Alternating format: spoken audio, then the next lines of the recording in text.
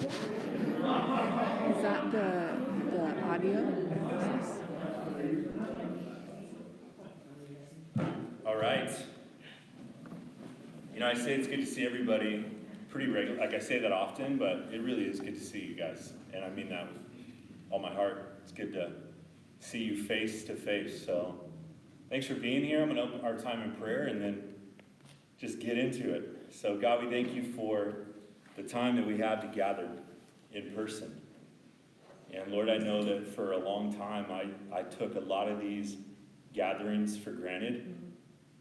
And Lord, I thank you for this time that you've allowed for me to, and for a lot of us, to come to cherish moments like this, of just having some eye-to-eye conversations and being able to be in the presence with one another. We don't take any of this for granted, and we thank you for it. And God, I'm just praying that your Holy Spirit would be poured out down on this place.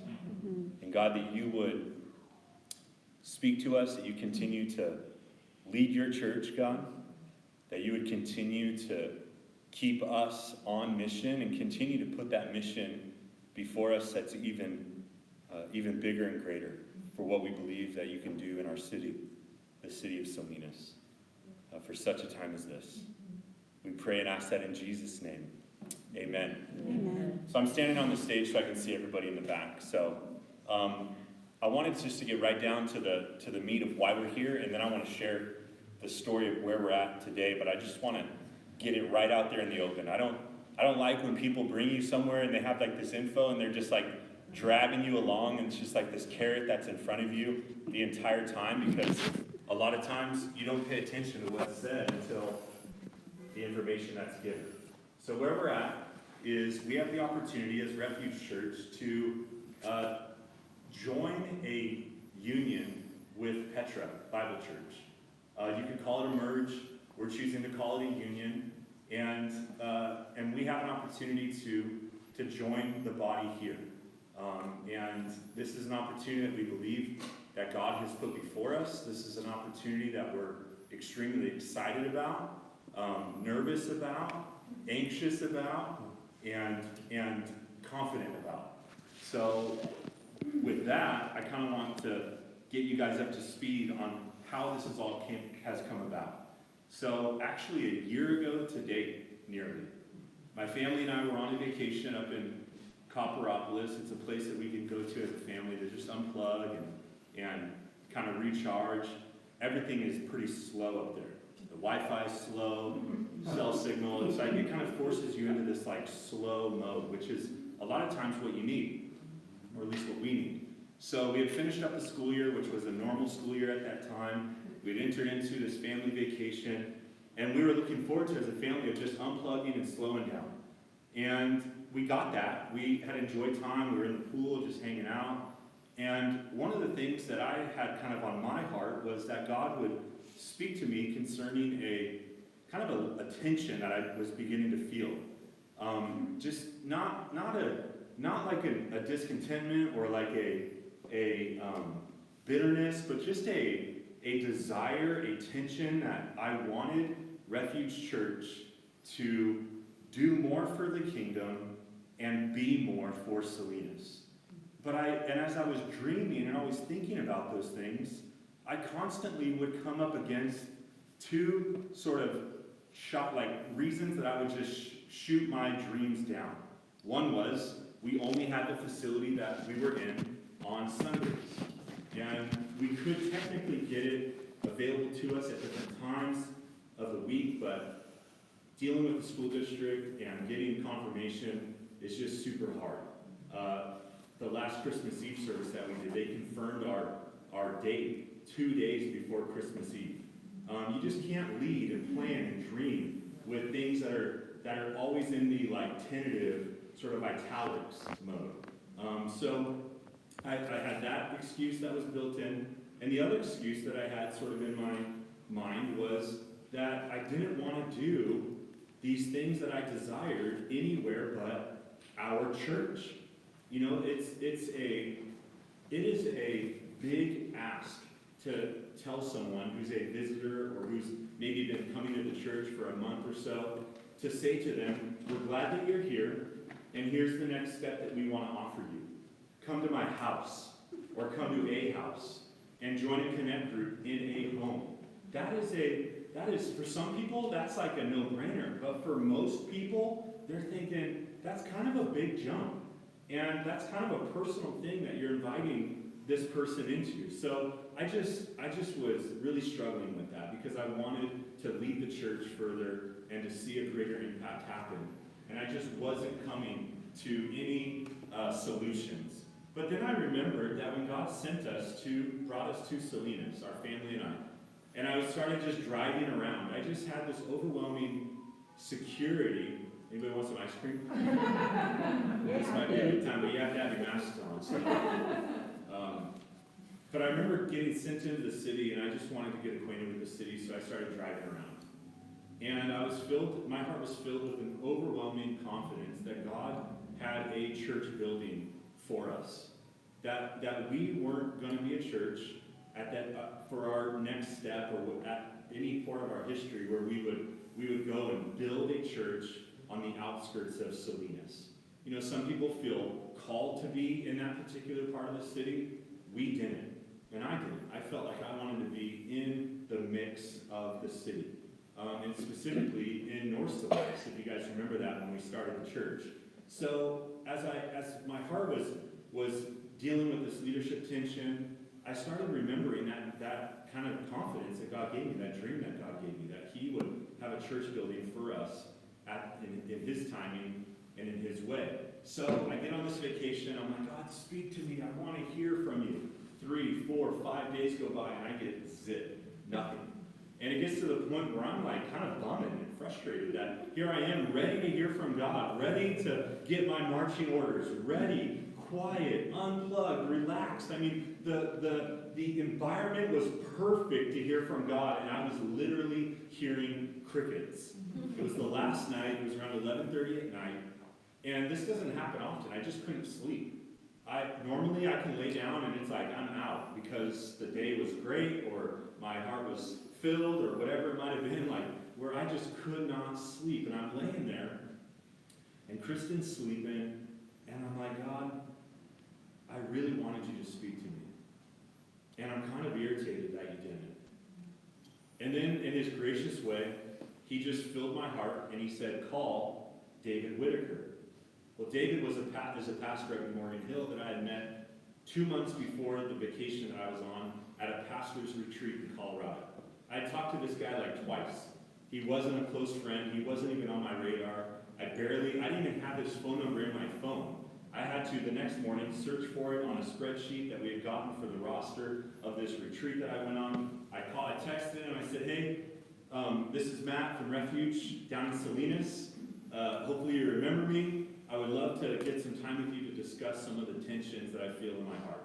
He responded right back. We were on our way home. He responded saying, I have time on Monday. This was on a Friday. So I call him on Monday. We're talking. And my office as a church planter was either my home or my car. And this particular time, I was in my car office, driving around Salinas. And I was just explaining all of my tensions and all of my desires.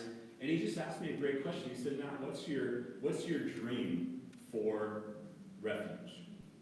What's your dream for a facility? What is your wish list? And I said, well, I would love to find a church building with an aging congregation, with a congregation that would thrive in a strong leader, with a strong church, with fresh vision, a church planter, right? Us, a church plant. And I said, I would love for that to happen, but I just don't know if that's a pipe dream or not. And he said, no, it's not a pipe dream. It should happen way more than it does, but it does happen. I said, great.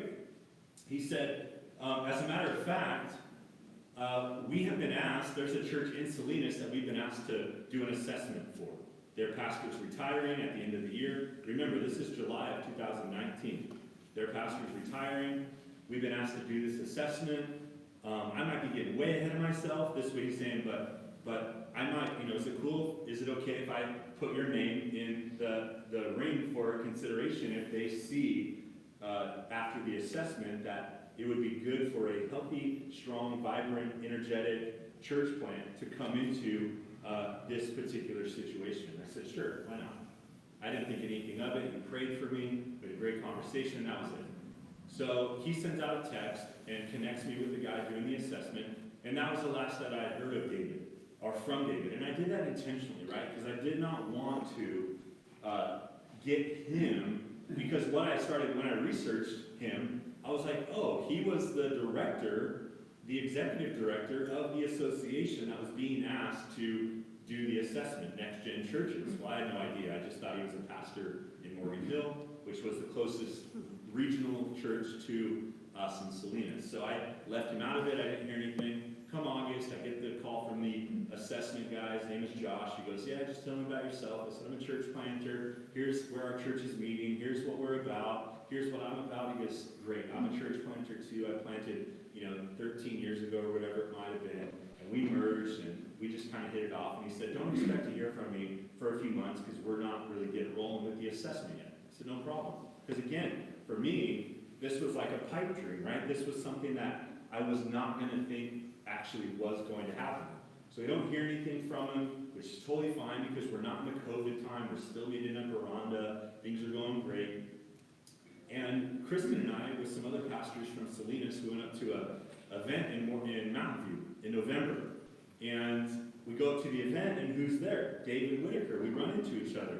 He's like, Matt, it's so good to see you. I'm like, man, it's really good to see you too. And he goes, whatever happened with the assessment? I'm like, I don't know, I haven't heard anything. And 20 minutes later, I get a call from Josh. Now, I don't know why. I don't know if I didn't ever ask David, like, hey, did you prompt Josh? I don't know. Again, to me, I did not want to get him involved with what was happening here. I wanted all hands off. So I get a call from Josh. He says, we've done the assessment, and we're going to just wait till the pastor who was here retires at the end of the year, and we are recommending that, he said, the church at Petra is right on the bubble. They're at a point in their history and in their life where if they didn't make a change, a drastic change, they would most likely not make it in about 2 or 3 years. But we think that with the right scenario and the right partnership, we think that they could thrive with, again, the right partnership. I said, great. Again, not really thinking anything's going to come from it. So fast forward, we get to the new year.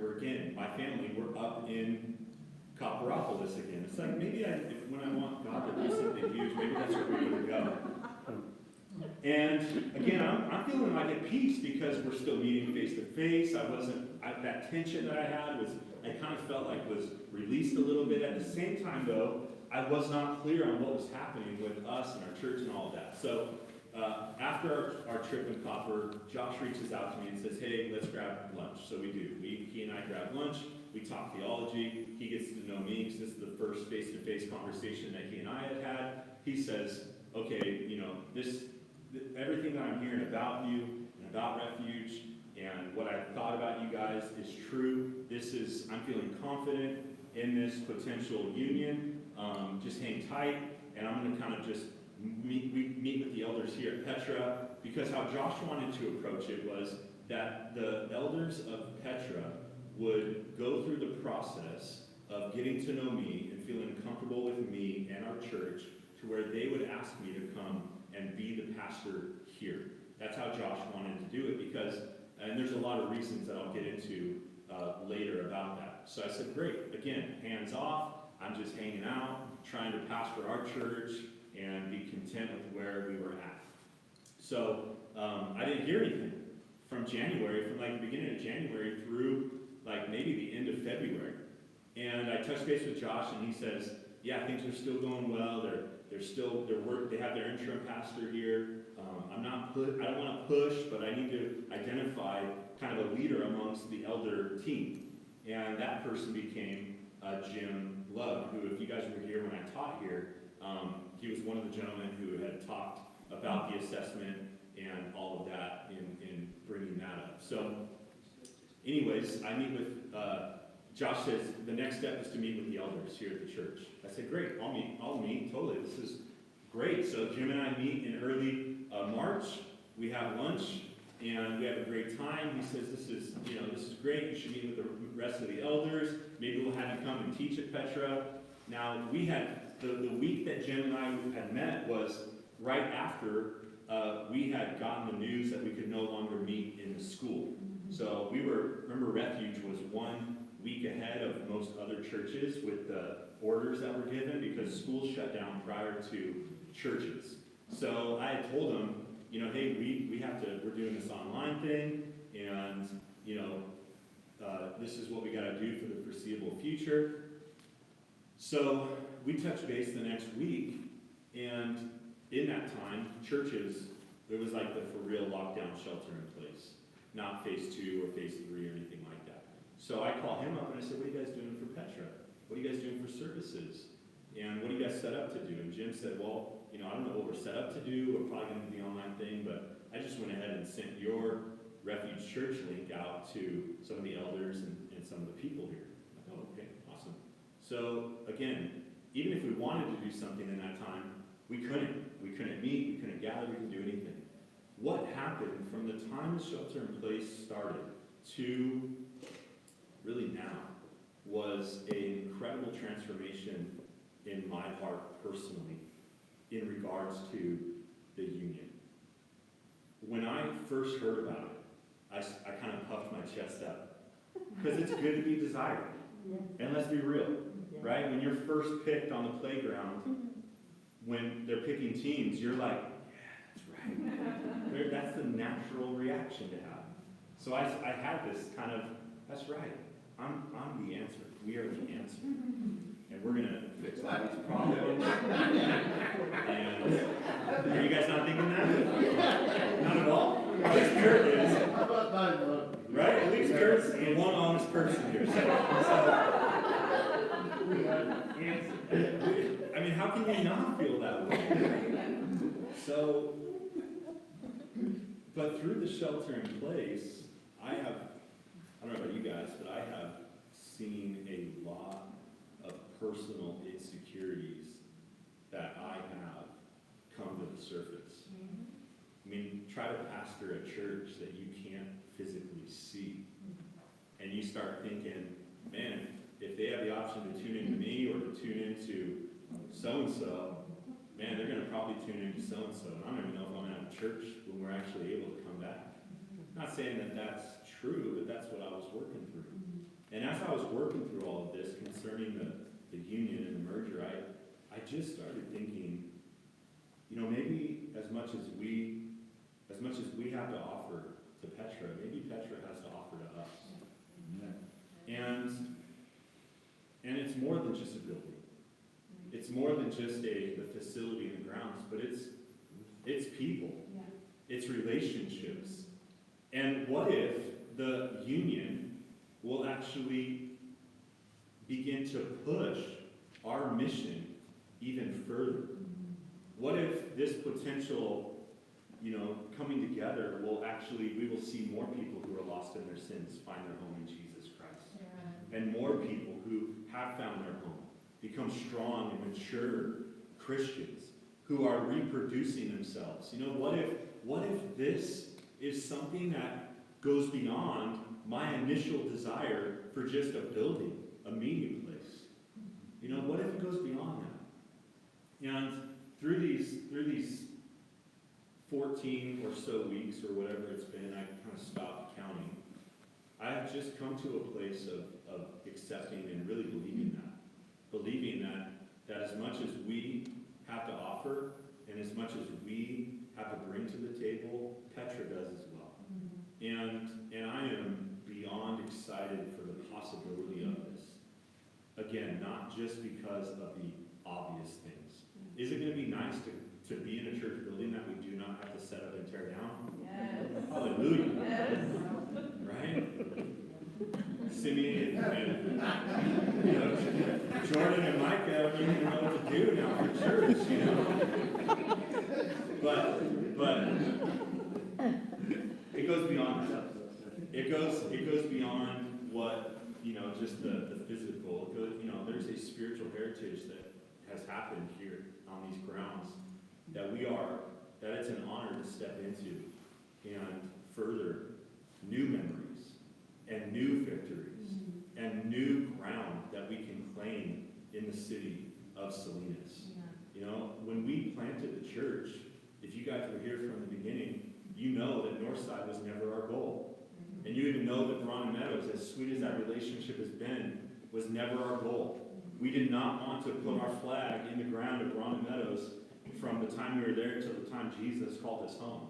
That was not what we felt like we were called to do. However, we would pour into that area and that church as if we were never going to leave, right? But our mentality and our mindset was always, we believe that God has something greater. We believe that God has something better. We believe that God has something bigger. And we believe that God believes in our mission enough to bring us to a place that will expand that. So that's where we're at. So Petra, have a vote on Sunday to vote me in as their pastor. There is a potential that they vote no. And I come before you guys and say, like, it was a no. So let's scratch all that and find out what God has for us. Because my heart, I was really kind of battling, like, do I wait until it's all packaged and then I present it? I'm like, no, that's not how you do life. That's not how I want to pastor my church, the church that God called me to lead. It's not who I am. I mean, it's been hard enough trying to keep this contained to this point up till now, you know. But if for some reason they vote no, you know what? We're going to work through it together. We're going to walk through it together. We have to understand how to work and celebrate the victories and walk with people when they feel like they're defeated, or they feel like there's a failure, right? We have to walk through that together as a church. Do I think that's going to happen? No. Could it happen? Yes. Am I confident in the Lord that it's His will and His will be done? Yes. So that's where we're at. We are on the doorstep of potentially stepping into something that will radically change our church. Because what we're talking about is we're talking about two churches becoming one, and that is only something that can happen through the Lord doing it. You know, I'd like to say it's like a marriage. Well, you know, it is like a marriage, and it's going to be tough, and some of you are going to be like, oh yeah, great, it's like a marriage, and others are going to go like, oh no, I don't want this to be like a marriage. You know what your experience has been. But this is as we want to see this as much as a union as we possibly can. However, there has to be a leader of that. So what's going to be in place is I will lead this church. If it's our Refuge Church, or if it's two churches becoming one, I will be the lead pastor. I will be the one that I will be, in one sense, kind of the change agent that God is going to be doing a new and fresh work in and through all of us. I'm just the one at the front that's either going to take the arrows or basically take the arrows. I don't think there is an or in this case. So I know that's a lot to digest. So we put together a kind of a Q&A paper. I don't know what the rules are on passing out papers, but just wash your hands, please, after this. Okay, your hands are clean, right?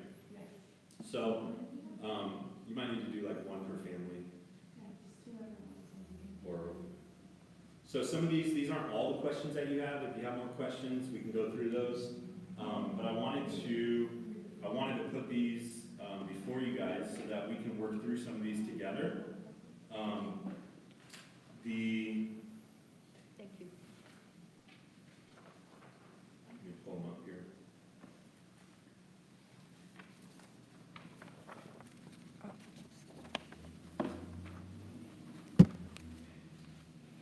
So one of the first questions that has come into my mind, it's actually been the question that I've had the hardest time with, is if this goes through, what are we going to call the church? One of my friends was like, you can call it Refuge. And I'm like, remind me not to get any suggestions from him. Right? So, the church name is going to change. We have to prepare ourselves for that. And I know for a lot of you, and for me, that's a very difficult pill to swallow. Because for us, it's more than a name. It's more than a brand. It's who we are, right? If you've been with us for a long time, you know that we have desired nothing more than for our sanctuary, either it be at Northside or at Verona Meadows, that it would be a place of refuge for non-believers and for believers. And I am extremely potentially grieved by it, that we might have to put our name Refuge in the ground, in a sense. Do I think God is calling us to like write it off altogether? I actually don't think so. And I think that we will get to a point where when we come to this conclusion of naming the church, that I'm going to push Refuge back into the table for a few reasons. Like I just said, it's part of our DNA spiritually of who we are and what we're about. It's also a recognized name in our city, like in a big way. You know, God has opened up great doors for our church, and great doors with people of influence who understand, oh, Refuge Church, yeah, you guys are the church that meets at Verona Meadows. Oh, you guys are the church that has a home for men who are coming out of prison who are looking for a reentry home. Yeah, okay, that's your church, then I have a place or I have a person for you to talk to. There's a bit of recognition there, but I think part of our approach to this union is we have to be able to say to ourselves and to the Lord, I'm willing to approach this and give you everything. And if God decides to be a part of it, that's great, but we have to be prepared for that. So will there be a name change? There will be. My goal, and again, all of this is sort of in italics, but my goal is that this would happen at the latest within the first 6 months. My goal is that this happens within the first 3 months. But as of now, so if the vote is yes, for sake of lack of confusion, we are at Petra Bible Church. That's what the signs say outside. That's what when you type in Petra Bible Church, this is the address that it takes you to. So for the time being, that's what we're going to call it. For the lack of confusion for people who are coming in. Okay, so we will be calling it Petra Bible Church. How do we tithe moving forward? If you guys are set up online or through text, continue that with Refuge. We're going to be blending both accounts, but in order to just keep it smooth for now, we're going to keep that 501c3 open and everything for the time being. We're not going to make any shifts or changes, so you can continue to tithe the way that you are, if that's your preferred method, because at the moment, there's no online giving options set up here at Petra. Is that correct, Bernie? That's right. Okay. So that's why we want to continue that. And Bernie's one of the elders here. He's opened up a building for us and everything. I should have said that earlier. Bernie's son is there. Serve the Lord. Yeah. Bernie, if you guys were here on the 14th when I taught here, he had the beautiful guitar basically right in front of this monitor here. So continue tithing, just set that up. What's going to happen to our existing Refuge Church finances? Like I said, they're going to all blend. We're going to blend this together. This will be done over a period of time. We'll move our funds over. And if we're seeing this as one church, we need to see this as one church, and all of that. So the church's finances will be moved over. And just to even further expound on that a little bit more, we have about the same in our savings as Petra does, which is really nice. And neither one of us have any debt, which is also, really good. So, that makes that decision easier, right? Because, as much as, it just makes that decision easier. So, and if you guys know, I don't shy away from talking about our finances. I'll tell you guys right now what we have. We've been incredibly blessed as a church by your faithful giving and by being in places that have had very low rent. So We have, minus the 10,000 that the district hasn't asked for yet, and I've been begging to pay them for the last year, essentially, of when we were meeting there. We have about $123,000 in the bank, which is just incredible. You know, like your faithfulness, your giving, has allowed an opportunity for us to potentially come into this building and do some things that are needed, that we think are important to push the mission and vision of the church. So if you guys have any questions about that, need to talk through finances, I'm happy to talk that through. Church leadership, so I'll be leading as the lead pastor, and my hope is that by the upcoming year, when there's election for new elders, that we would have at least a 50% turnover in the elder board, or at least a 50% increase in new board members. And that's the heart of the board here at Petra. They have a heart to mentor and bring alongside new leadership. So for the time being, I'll be leading the church with the current elder team here at Petra, with the idea of turning that over by the first of the year. Austin, my heart, my desire is that Austin would continue to oversee worship and students.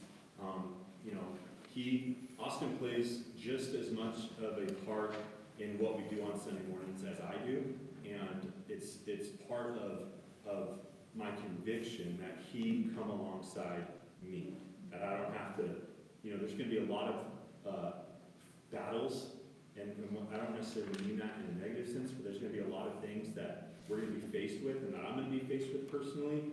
One of the battles that I don't need to be faced with is the worship leader and I in sync, right? When we come up here on Sunday, we're going to battle. We need to know that it's a in sync sort of David and Jonathan relationship, where we have each other's backs, we're going for it, and we are in step. You know, there's things, a lot of things I don't even have to verbalize that Austin just picks up on, and for me to have that freedom to do that means everything. So, statement of faith.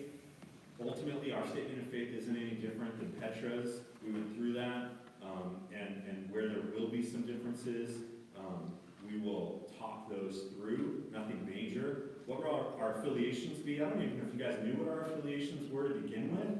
The Calvary Global Network we're affiliated with, so that's a branch of, that's a split of Calvary Chapel that happened after Chuck Smith died.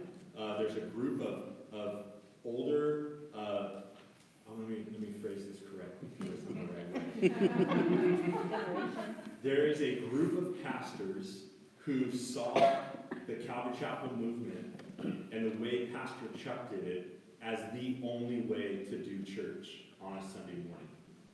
It was very traditional, it was a very rigid, it was in my opinion, a tired way of doing ministry because of how different culture and things are today. For example, this older church affiliation, Calvary Chapel Association, they would not allow a woman to speak on a Sunday morning, but they would allow her to speak on a Sunday night or a Wednesday night, but not the Sunday morning, because they adopted this idea that Sunday morning, that platform, that pulpit time is sacred. I'm like, it's sacred on Wednesday, it's sacred on Sunday, it's sacred on Thursday, and it's open for men and women to teach.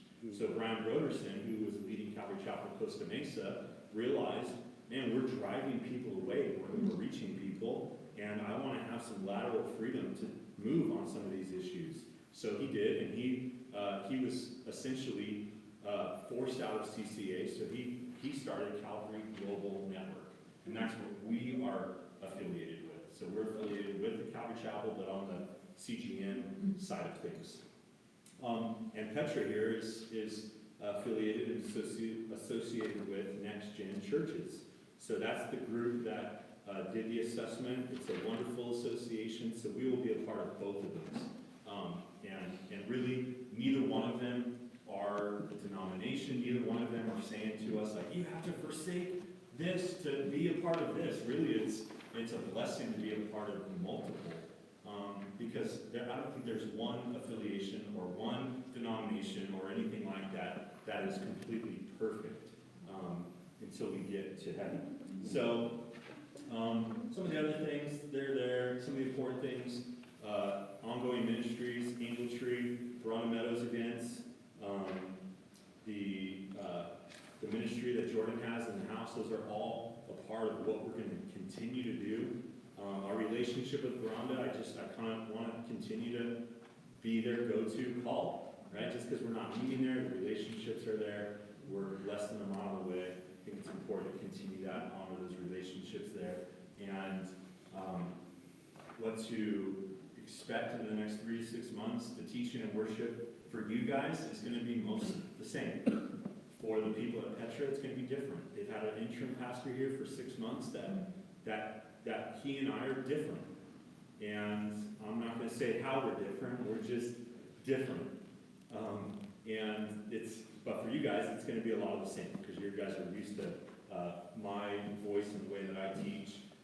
However, there is going to be, it's important to realize that there are going to be changes for us. And our approach, my approach that I want us to have is an approach of humility, is an approach of thankfulness, honor, is an approach of really how you guys have treated each other up to this point.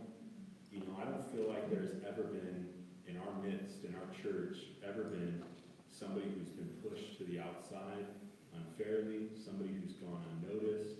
I don't feel like there's ever been somebody who has been sort of minimized or pushed over. I feel like our church is a very loving, inviting church. That's by being a part of a church plant. You kind of take that DNA just by being in the environment. So I would love for these next 3 to 6 months to be a time where we are patient, we are humble, and we're coming alongside a church that hasn't had a ton of significant change for some time. And just by voting me in, that's a big change. I feel like and Bernie, you can correct me if I'm wrong, but if the elders and the people of the church would have seen my resume on paper, they would have been like, he's not what we've looked for. Traditionally, the way I understood it is there's a search committee that oftentimes gets formed, or something. There's a pool of pastors that they begin to look at, and a lot of those are either looked at from seminaries or from other churches. Very rarely is it like, where's the church planter in our city that we can look at?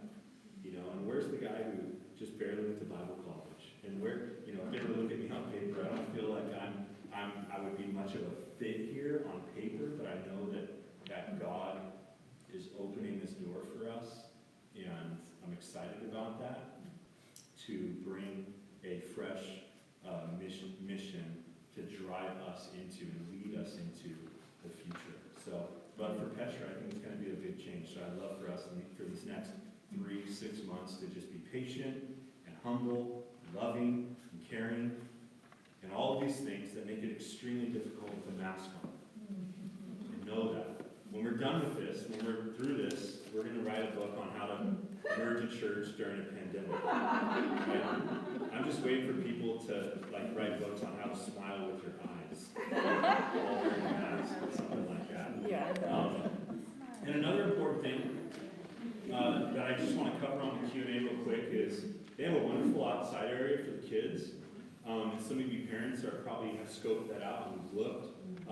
But my desire is that we would create some privacy around that, because you want to have your kids' privacy priority, and chain link fence just doesn't create really any privacy. So if you're a parent out there and are wondering, what are we going to do for our kids, and how are we going to honor their privacy when they're out there, one of the things that I want to do that I'll talk to the elders about is upgrading that outside fence area ASAP, so that when we're allowed to do kids ministry again, the kids are honored in their privacy and making sure that nobody from any of these houses is looking in. I mean, that's not out of the question. So that's what I wanted to cover. Q&A now. I'll open a Q&A at the end, but I have a few other people that I want to talk about some things. But are there any questions that you guys have now that I did not cover that you would love for me to cover at this point? Yeah, when are we starting to meet in person? If everything goes good, July 12th. So not this Sunday, but next. Good question. You ready? Ginny, are you ready for that? Yeah, we need church, yeah. Totally. Yeah, so, Becca. If we meet on July 12th, is the service time the same? Yeah, so service is at 10:30.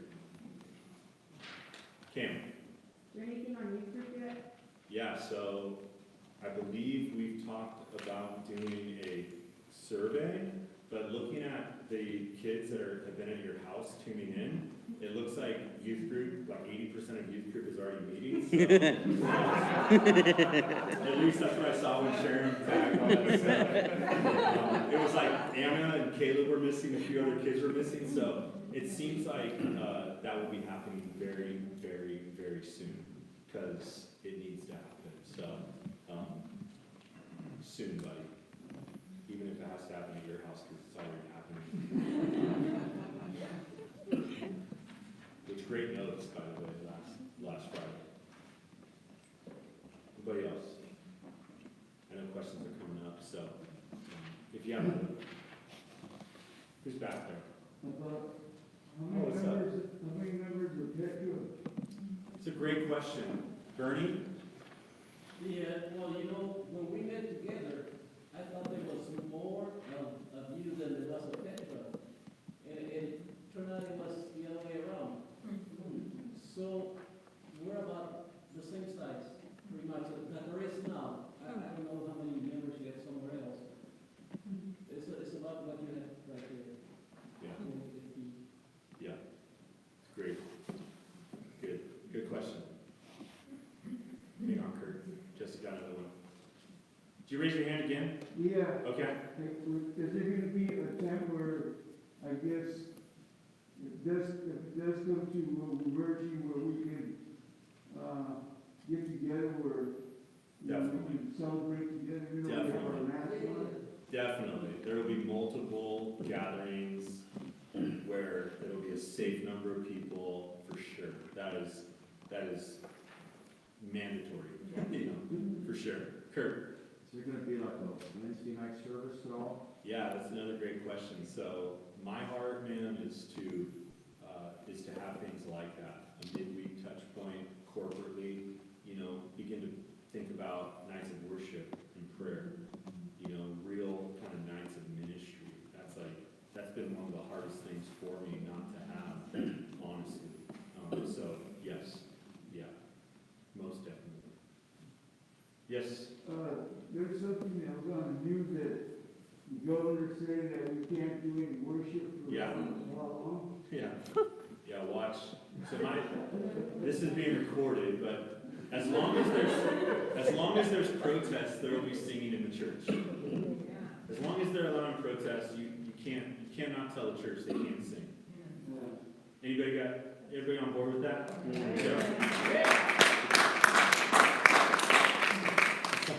Cam. We were to start a youth group again, would it be here at Austin's house? That's another great question. I'm not sure. They have a wonderful youth room here. Yes, in fact, there's a whole PA system up there on that side. There's a youth room right on that other side. Yeah, right here, right? Right.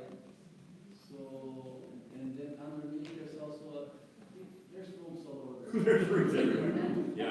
Yeah, it'd probably be here, Cam, to ensure that the cleaning is, it's easier to clean a place like this than it is at home with all the touch of the surface, so it'll most likely be here. But Austin, I'm speaking for you, you can chime in. Okay, you're good.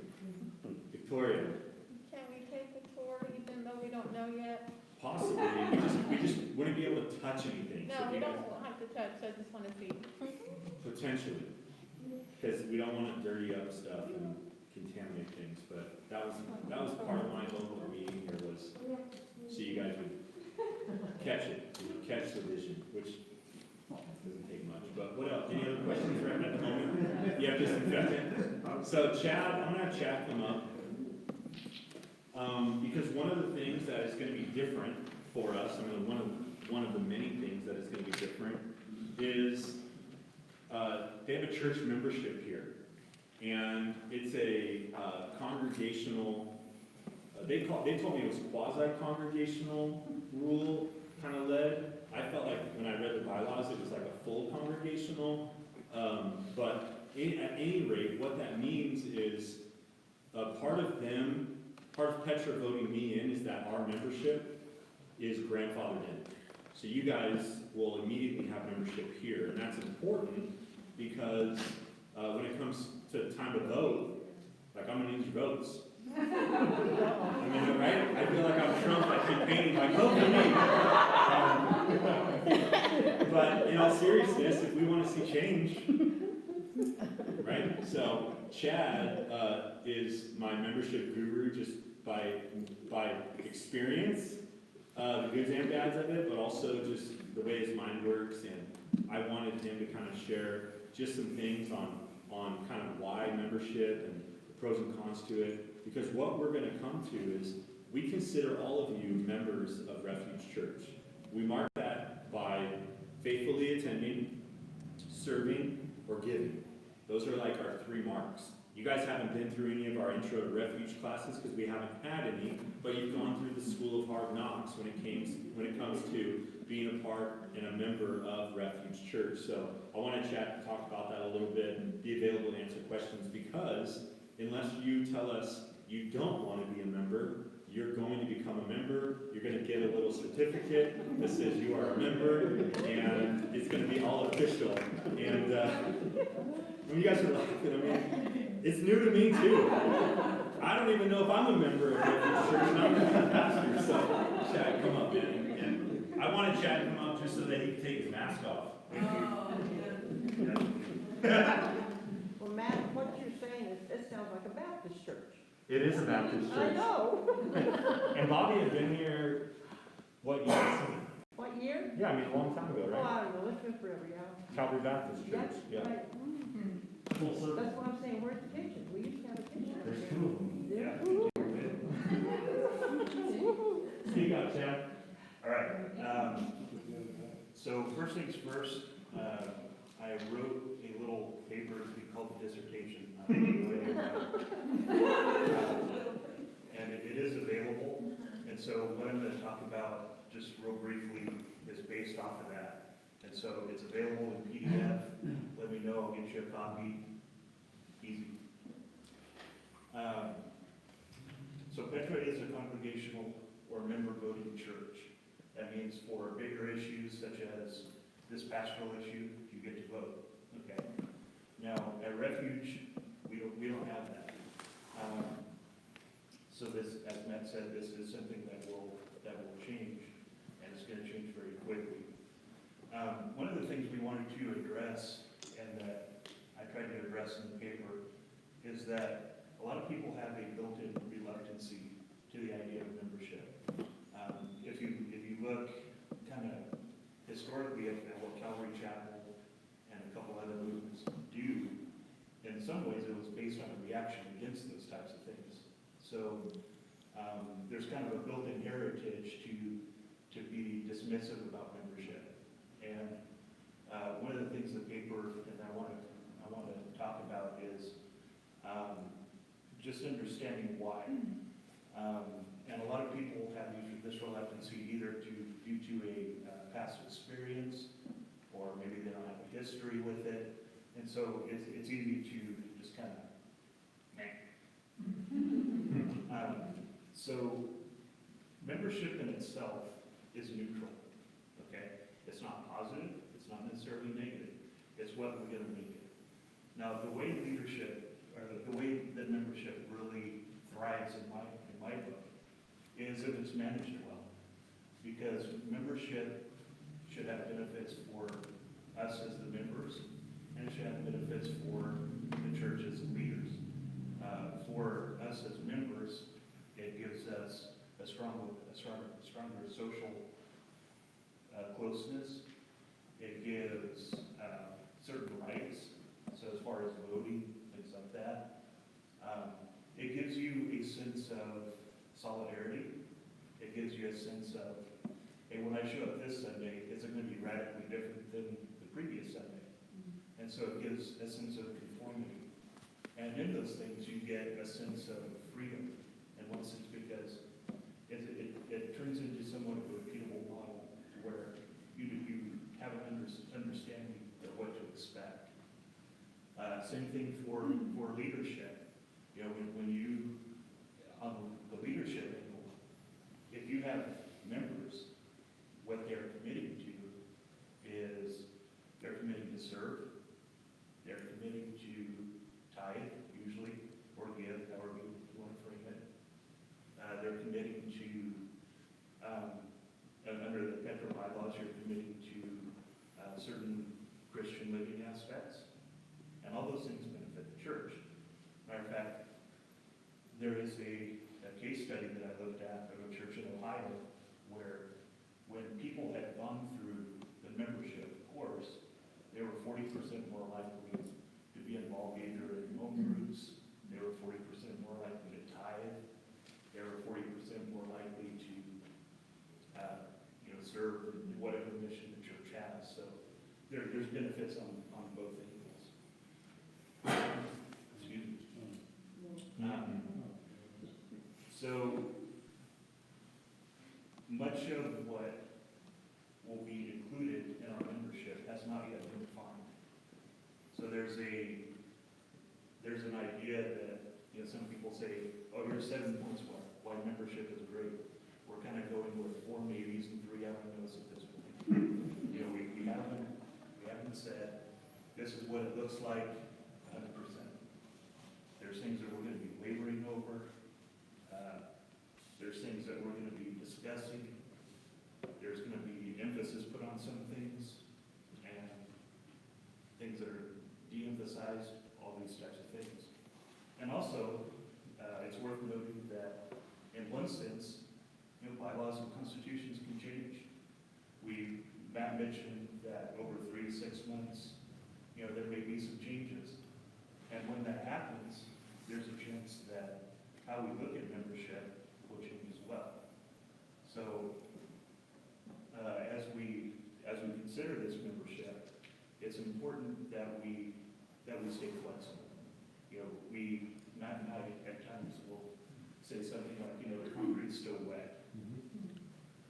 So at this point, we haven't even laid the concrete. It's still in the truck. You know, so even after we pour it, it's going to be something that we work through for quite a while.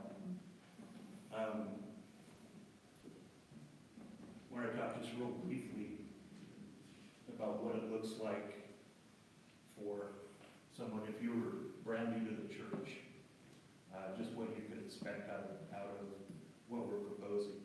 So, or if you were to choose to defer your membership until a later date, what we're looking at is someone fresh off the street, if they were to come here to Petra,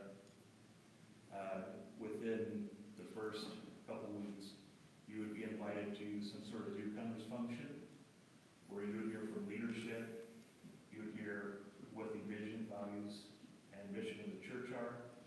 And at that point, it gives you some sort of a rough sense of what the church is about. After that, you can look at it as being invited, or you can propose interest in a membership class. What we're looking at so far is having a membership class run maybe once a quarter after a Sunday service. This class would outline, again, in a deeper way, what the vision, values, and mission of the church are. It's going to talk about a deeper dive into the church constitution, deeper dive into the church bylaws, deeper dive into the beliefs of the church, all the reasons, and answer any questions about why would I actually want to join this church? You know, what rights do I have if I do join this church? And I would also say that membership is not something that is it's a one and done. It's not. It's something that, when you commit to a church through membership, it follows your Christian path. And so, as believers, our Christian path, right, is not something where we come to Christ and then we stagnate. At least that's not the way it's supposed to be. So, our membership follows that. You know, we come as members, and we're constantly growing. We're constantly, the whole idea of membership forces us to look at what are we doing for the kingdom? You know, this is our entry point. What are we doing for the local church? In this case, Petra. What are we doing to take the message and the mission of the church further? And those are all things that are implied with membership. I'd also say that if you, a natural built-in tendency would be, okay, we're from Refuge, and now we're possibly joining Petra. What are the differences? And I think that after looking over the bylaws and Constitution, if you didn't know that there were different churches, odds on you probably wouldn't recognize much of a difference at any point. And so I say that because there are not huge differences in theology. There are not huge differences in approach. There are not huge differences in the way they do things versus the way we do things. And so what I see, at least in the theory department, is that it would be a very comfortable merger for us. It would be something where, it's here one Sunday and here the next. And it would be a very comfortable transition. So,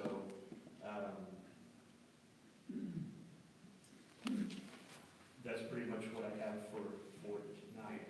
Again, if we have time for questions, or I would also encourage you to read the dissertation. Yeah, he did an incredible job, so Lord, you have a question? So, with the membership, does it save room for a person that is not yet walking with the Lord, but they're coming, or, I mean, that's testimony is for a long time he was at church, but had received the Lord yet, so is there room for that person to be here? So my answer would be, there's a difference between just being a comer to church versus being a member.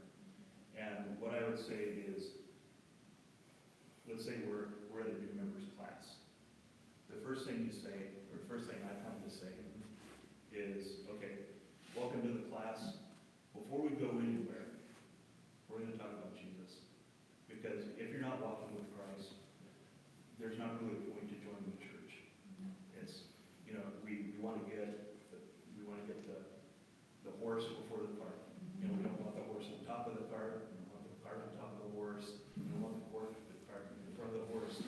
It all begins with a relationship with Jesus. And so that's got to be the first one. But we still are a welcoming space for people to come in, and it's Absolutely. not required to be a member. Absolutely. Not at all. And really, membership only comes up when we say, hey, next steps are for those who call this your home, and you want to pursue membership, come and join us at this class. But that will come up, my guess is very rarely. Because the last thing you want to do is create even another divide on, members, non-members, non-Christians, Christians, you don't want another divide. Yeah. And I think what we should note also is members do member things, which is, making decisions for the church. Those are things that we want believers doing that have, the best interests of the church and have a mind for keeping that to them. Absolutely. Any other questions on membership? Does anybody have a membership somewhere else that will need to be transferred? Okay. My in-laws do. I'll get that transferred ASAP.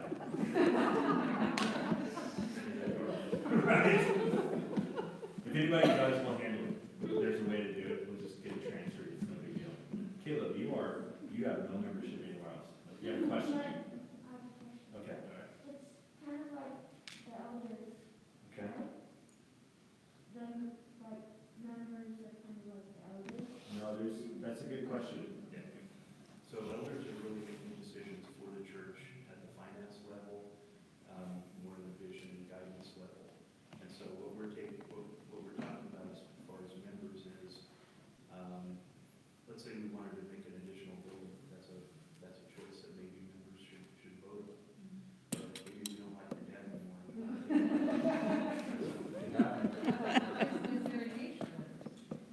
The bylaws say 16 years or older. Do you guys have any members that are 16 or that you know of? There's a few. Yeah, good. There's still a few. Good. Yeah. Yeah, 16 or over is. You better vote yes on the things that I want. Any other questions though? Janine? Did they have like an established youth group already, like an active youth group? And it's not yet. So having one, it's gonna be awesome, especially if you have the leaders to guide them. But please include the other ones. So you have teenagers? Yeah. Okay. Yeah, my understanding is there's a handful of teenagers Yes, I at have. the church, but not a main youth gathering at the moment. Yeah. Yeah. So take it, it'll be a card or a brochure that'll be passed around, so you fill it out, and check off these different things. We're going to be working on a form that has kind of what you're agreeing to with your name. You'll sign off on it. One of the elders will sign off on it. If we want a graduation certificate, that's Somebody probably do. yeah. It's always a possibility. But in one form or another, we want you to know that you're signing off and what you're signing off for, because I've seen in the past where you have a difference of opinion with the local church, and they whip out your membership form and they say, well, at this point when you signed up for membership, this is what you voted for, or this is what you agreed to. And you don't have a copy of that, so it's good for you to have that, so you know that there's no sort of funny business going on. Yeah. Somebody might be interested in baptism, there's a message about baptism, and I have concerns about, hey, am I supposed to be baptized? Especially for somebody that's new in the Lord, or want to know about the Lord, want to know more, and I have concerns about baptism, and that, on that little card or the questionnaire, am I baptized, or would I get baptized, it just, gives an idea of how we can serve that person. Yeah, that might be a separate, that wouldn't necessarily be on the membership level, that'd be a separate card that would be available for someone if they want to follow up on prayer, more about baptism. That'd be a separate meeting with one of the elders or someone else that they could fill that out. I would say too, at this point, and Bernie, you can correct me if I'm wrong, but I think for membership now, you have to be baptized, if I'm not mistaken. I may be. At least that's what's in the bylaws, I think. I don't know if it's actually been enforced. Sometimes it's in the bylaws, but it's not practiced. You guys, just by getting baptized in that particular place, that makes you a member. Here, like that's it's in the bylaws. In our bulletin, I think we have a questionnaire, and also where you ask things like needs to be done. Yeah. So every Sunday here, every time we have a meeting, you can say this is what it is, and this is what I want, or this is what I don't like. And so every Sunday. Yeah. Yeah, good. And our baptismal is right there on the. Yeah. Behind the drums, right? In front. Oh, it's in front right here. Yeah. Right here. Oh, yeah, that's right. Don't jump too hard. And Chad just got baptized.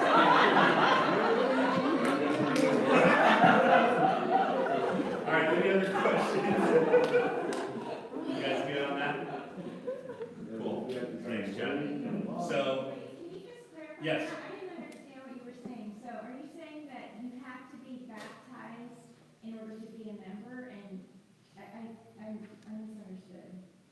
Currently in their bylaws, that's what's written. Okay. That, again, I don't know if it's practiced at the moment, and we will most likely land on that as well, because baptism, like you know, and like all of us know, it's an outward display of what's already happened inwardly, Amen. you know? And it would be a great doorway into membership, right? Like, cool, you've already done this. You've already made the profession of faith. Let's like show everybody now. So it'll be something that we insist on. And then if for some reason somebody, for whatever reason, said I can't be baptized because of hearing or whatever, we'll definitely make exceptions, for sure. Yeah, does that help? I think so. And again, membership is not required to come to church. Right. Everybody is welcome. Absolutely. Yeah. And we're actually not going to talk about membership all that much. Yeah. Honestly, it's not going to be a part of my terminology, because I feel like it's, There's probably more, you probably heard more about it tonight than you will. yeah, no doubt. But you said that we will be members of Refuge before we become members of Metro. So what do we need to do, I guess? Yeah, so once we come up, that's a great question. So once we come up with that full, like, form or paper, whatever it's gonna be, that says, Legal agreement. here's what we see our membership as, here's what we want you to agree to, living your life this way, professing Jesus to be Lord and Savior, all of these things, you sign it, we sign it, you're now a member of Refuge, which then makes you grandfathered into the membership here, which none of you will have to go through any of the ongoing classes. And that's important because in a few months, if we want to vote on something like a new church thing, I want you guys to have a vote. Yeah. How do we get on that list to get the? You guys are definitely on that list. So we compiled the list by people that we knew were part of the church, and then we cross-examined it by also people who serve. So just in case we missed, so we went through and then givers, and that's how we came up with this. And everybody in this room right now is on the list. Hudson's not on the list yet because I forgot to include him, but hey, I'm sorry, man. But I will include you because you get a vote.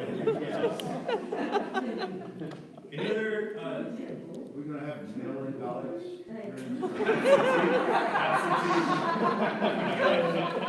Might be subject to change.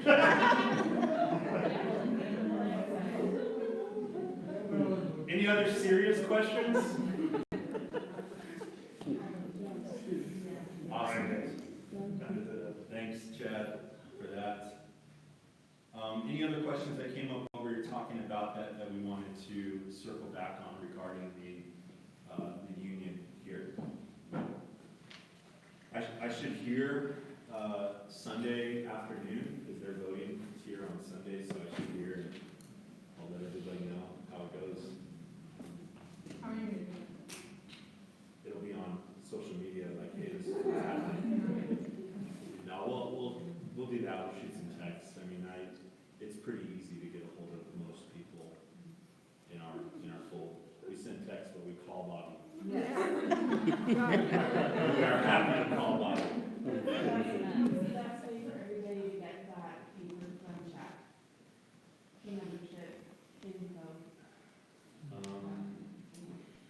We do it now. We'll do it in a few minutes. You can airdrop it, text it. It's a PDF document. You can email it to you. I can email it. So I have it. Becca has it. Austin has it. Pick one of us. Yeah. Or just shoot us a text or an email. Carrier pigeon. Any other questions on that?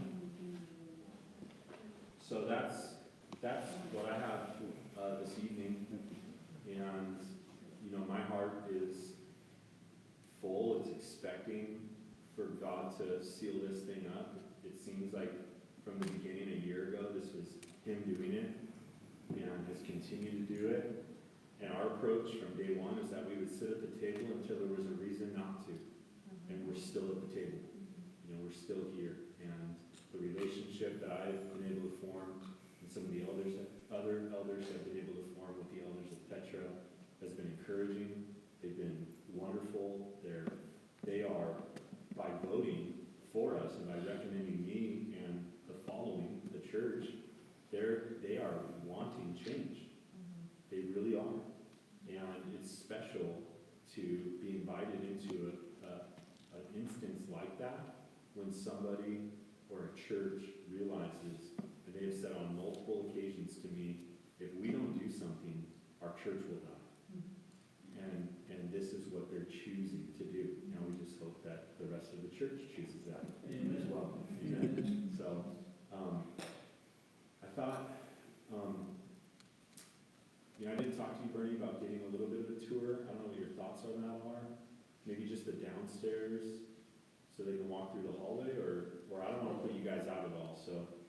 I believe we can walk through as long as we're not doing anything. Then I have to come around and Spray. disinfect everything. Yeah, I think if people walk through with their hands in their pockets, they should be good. Masks on, you okay with that? Oh, yeah. Okay, so before we dismiss, let's stand and pray, and then one of the other things that we want to do as kind of a symbol of what God has done and what we believe in God to do is, if this all goes through, the 12th, so not this Sunday but next, we want to meet at Verona Meadows parking lot at 9:30, just to say a prayer, thank the Lord for our time of meeting there, honor that, and kind of have a symbolic kind of closing of that door, and then drive over here for service as this would be kind of a sign of our new beginning and a fresh start. So 9:30 on Sunday the 12th, we'll put all that out online and send it out via text, but let's just seal this time in prayer. God, I thank you so much for who you are and what we believe you are doing. And God, it is an absolute honor to be able to step into your plan. And God, we're trusting that this is your plan. We're asking for a favorable vote because we believe that this is what you're doing. And God, we are praying through this weekend that all of our hearts, collectively and individually, would be at peace, would have a good processor on, just being able to work through some of the anxiety, some of the worry, some of the apprehension, some of the grieving of what we had. All of that, God, I just pray that each and every person would go through the process that they need to go through personally to get to a place where they say, we believe that the best is yet to come. Yeah. Because, Lord, that's truly how we feel for our city, for our church, for this church. And Lord, I know that the elders and a lot of the church members believe that. The best is yet to come. So, Father, may your will be done. May the Holy Spirit be poured down upon us. In Jesus' name. Amen. Amen. So let's close that window. Let's